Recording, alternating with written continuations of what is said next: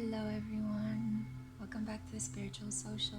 I'm Lexi, and I just wanted to talk to you a little bit about the Cancer full moon that is taking place this weekend. If you hear some music on the background, I'm playing some manifestation music. So it's hard to put into words the energy that is taking place at the moment, because it is a lot about feeling your way through. Cancer is governed by the moon. It's a supremely emotional sign. It fluctuates in its feelings, cardinal water, which basically means taking initiative in the realms of emotions. It's a self-starter. It's incredibly good at remembering things, memory, nostalgia, nurturing others. So Cancers are famous for being the good mothers and the fathers of the zodiac, like very nurturing, very caring. They treat everyone like they're their family. They tend to irk Capricorns, who are the opposite sign from Cancer, because Capricorns are all about work and Cancer are all about family. Cancers are about privacy, Capricorns are about being in the public, status, stamina, stoicism. Cancers are about nurturing, love, feeling your way through things, intuition. They're about retention, holding things in. They have the image of the crab, the symbol, is a lot about having a tough outer shell and a very soft inside. And it's also quite delicious if you've ever eaten crab meat. Excellent. But anyway, let's not think about that. But they are like delicious human beings on the inside, once you get to know them. They tend to fluctuate as well, so because they are so driven by their emotions, it's a lot about extremes with them, black and white, good or bad, being on or being off, being emotional or being ultra professional. They don't know how to do that very well, but they strive at it. They love hard work because it's an ideal that Capricorns can so easily achieve and shine at, but Cancers wish that they would have that capacity to detach from everything to such an extent that you're able to do your job clockwork-wise. But as you know from the opposition series that I made, if you've watched that, I highly recommend it. I'm trying to reconcile the oppositions in Zodiac, so I'm trying to give you a different perspective on how to combine extremes, because reality is never that black and white. It's always a messy in-between. From that Cancer and Capricorn oppositions video, I spoke a lot about how each sign borrows a little bit from those traits. It's very hard to have work without family, family without work. Everything in life requires work, even caring and loving other people. It's hard work.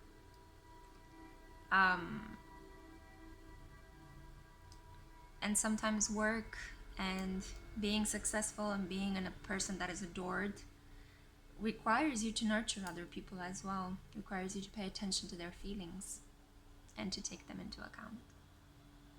It's a really intense full moon. Mostly because the way I thought about this interaction earlier, I sometimes think like, in comic strips. Don't know why. But I thought about, the moon is very solitary and very secluded and very precious and sweet. And at the opposite end, at the moment in the skies, we have Saturn, the stoic, boundary, hard taskmaster. And he is like an old grandpa that is telling you what you should do, what you should wear, and don't play on his lawn, respect my authority. And then he's at the same time merging with Pluto in the same sign. And Pluto in Capricorn is like Al Capone, like Al Capone and like the mafia, the organized mafia in Sicily. And it's like, "Ooh, I am going to take you down. I am the most vindictive person ever, and I will slash you. If you don't respect me, if you don't treat me like I want to, I will burn you to the ground and build a whole new house on top of you." It's a very ferocious kind of approach. So you have these kind of like, so you have on one side the mobster and the grandfather opposing the very sweet, nurturing, kind, maternal influence that the moon in Cancer has at the moment.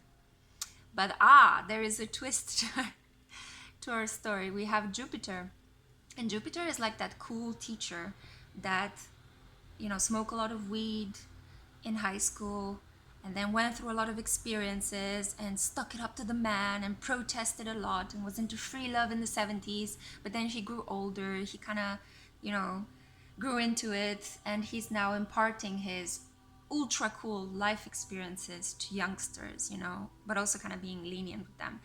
And so you have the moon over here going like, oh, I just want to feel, I just want to express myself, I just want to love, I just want to feel protected, and I just want to help the needy. And then on the other side you have the grandpa and the mobster, Saturn and Pluto, going like, what an idiot, we're going to crush you, we're going to smash you. And then in between them enters Jupiter and Capricorn, going like, hey everyone, okay, you calm down, you might need a blunt or something to just chill the fuck down. And you, young lady, let me hear your story. Maybe there's something there that we can work with, So it's a pretty weird interaction. I have to say that, if you're interested in the degree-wise, the moon in Cancer was exactly at 22 degrees when it was making the connection, the energetic link to Saturn and Pluto that are also at 22 degrees. 22, 22, 22, 22 in 2020. We are numerologically astounded at the moment. I have to say, I'm going through my Venus return because I have my Venus in Aqua and we're on the last stages of Venus in Aquarius. And I'm feeling like I'm not really here. I'm just feeling like I feel like the preparation for Pluto in Aquarius is already beginning, which a lot of people, I'm not the first person to say this, but a lot of people foresaw and are already like raving about it. We are creating a completely different landscape, and we might need to be doing this considering that the natural world is changing with the destruction of the Amazonian forest, the destruction of the brutal destruction of the Australian outdoors at the moment and their forests. So Uranus and Taurus is awakening us to the fact that, hey, we have a responsibility to this planet, wake up, what are we gonna do? How can we contribute to making this a better place before we turn into the post-apocalyptic Blade Runner landscape that a lot of sci-fi movies foresaw, and we're kind of nearing that. It's like we're so many on this planet, our resources are depleting, we are overwhelmed by mass consumerism and aggressive capitalism, institutions that force us and regulate us at every step. They're going to use, like our blood and our genes and our DNA to identify us, to give us credit, to offer us places to live in the future, to restrict us from who can we procreate with and how can we procreate, and so on and so forth, or where can we travel? Can we remain on Earth, or can we travel on other colonies? And in what capacity, what roles can we play? So we have to be very careful. I love sci-fi because, Venus and Aqua here. And I know a lot of people don't, and a lot of people think it's bullshit or make-believe, but when Pluto in Aquarius is going to hit, we are going to find out what Google is doing with that entire army of robots it's been purchasing for a number of years now. Okay? We are going to find out what is happening with the information, the big data that people are collecting on us. How is it going to be used? There might be some crisis with the internet as well. We might see a collapse of the internet all of a sudden. What is going to happen when you unplug the millennials, or the Gen Ys. I don't know. We're going to see. Are people actually going to come out of their houses? Are they going to band up together in groups to take down the government? Or will we create a new landscape? I'm usually quite hopeful, so I don't want to scare you. I just felt like I wanted to rant a little bit about that. Anyway, I don't want to make this video too long. I just wanted to say that this full moon is a lot about being in that position of being bullied by external circumstances and remaining true to your heart. If you choose to take the Saturn and Pluto, if you choose to band up with the bully group, or let's say the institutional groups, the establishment, tradition, at the moment, your energy is going to be depleted. You are going to lose meaning. And why am I saying this? Again, it's not to scare you, but it's just to intuit the energies. The moon at the moment is sitting with the north node of the moon, somehow called in Vedic astrology Rahu as well, or the head of the dragon.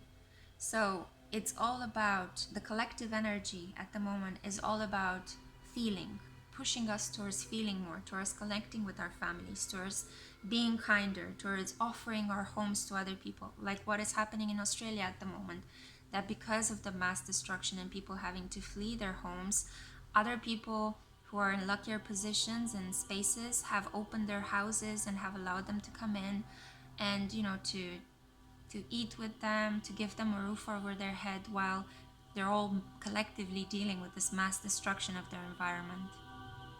That's a North Node conjunct the Moon in Cancer scenario. On the other hand, the South Node, because again the 2 points are opposite, so the South Node is sitting with the grandpa and the mobster. So the South Node is at the moment with Saturn and Pluto. And it's a collective push towards letting go of overworking, letting go of status obsession, letting go of the need to count your pennies, letting go of karma, letting go of ancestral wounds, letting go of, I know it's a bit repetitive, but I'm doing it for maximum emotional effect as well. It's just letting go of all this material debris that is making our bodies, making our energetic bodies stoggy, stagnant, sick. Capricorn has been traditionally considered the sign of the devil, the horned, lusty goat, right? Why is that? Well, it's because an obsession with materialism can rob you of your heart, and we see this happening with the 1% everywhere in the world. Since Pluto hit Capricorn, since the financial crash, the Lehman Brothers, we changed the landscape. We're at the moment in a knowledge form of capitalism. Globalization has went rampant, almost on steroids, right? We are having these cars that we are buying and selling at the moment. They are aggressive. They look like tanks. War as well has completely changed. It's all about secrecy and drones and attacks in the middle of nowhere and taking down planes of passengers to prove a point, or shooting generals to try to distract people's attentions from, your inevitable trial. The ways in which conflict has changed reflect that our world is becoming this harder to control phenomenon, because conflicts are dispersed. They happen in small places and completely unexpectedly. That's the whole point of terrorism, right? Shock and awe. But a lot of it is actually controlled and managed from behind the scenes. We don't know that yet. We don't know a lot of things. Gradually, the world, groups of people, some of us are trying to hold on and be kind and caring and peaceful, and others are getting increasingly angrier and more pissed and more upset and more detached from their humanity because of having to work a lot of jobs, because of having to comply to increasingly strict regulations that are robbing us of the capacity to be spontaneous, of the capacity to love, of the capacity to be kind to other people. It's like we don't have time to be kind. We are so stressed out of our minds. If we carve some time to relax, to rest, it's almost like we started to call each other out. Like, how dare you rest? How dare you look relaxed? There's something wrong with you. We are stressed out. You surely must be stressed out as well. No, that's not the way forward. That's where the energy is being excreted at the moment. Letting go of overwork, letting go of extra time at work, letting go of this, maybe taking a lesser paid job, but you will have more time to spend with your family, It's kind of like this polarity at the moment between what fulfills us emotionally and what we're able to achieve financially and materially. Normally, it shouldn't be such a big divide, but it's just the energy at the moment is extreme.